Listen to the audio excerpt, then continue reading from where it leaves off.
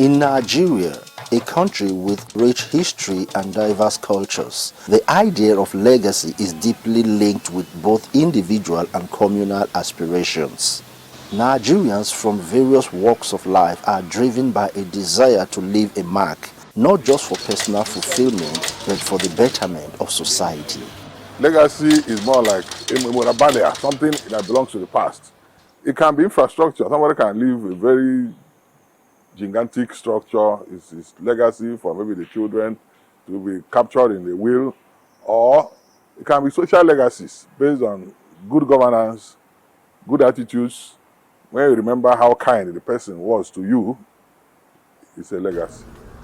It could also be a professional impact, where you look at your contribution towards area of knowledge. Historically, Nigerian society has celebrated individuals who left indelible marks on their country. From the traditional leaders and warriors of pre-colonial times to modern political and cultural icons, the importance of legacy is evident across generations.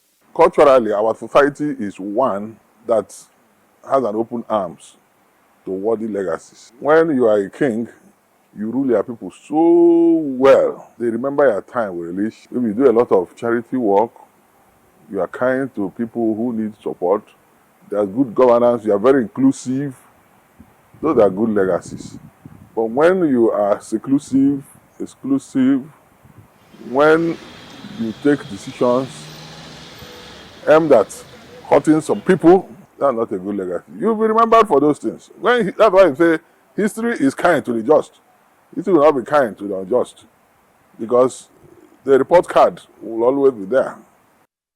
One of the most significant figures in Nigeria's history is Herbert Macaulay, often regarded as the father of Nigerian nationalism. His work in championing self-determination and political rights for Nigerians laid the groundwork for the country's independence. We have a lot of notable Nigerians, especially starting from the founding fathers of Nigeria. You talk about Nnamdi Azikiwe, you talk about Obafemi Awolowo, you talk about Tafawa Balewa, and a whole lot of them that had fought for the independence of this country.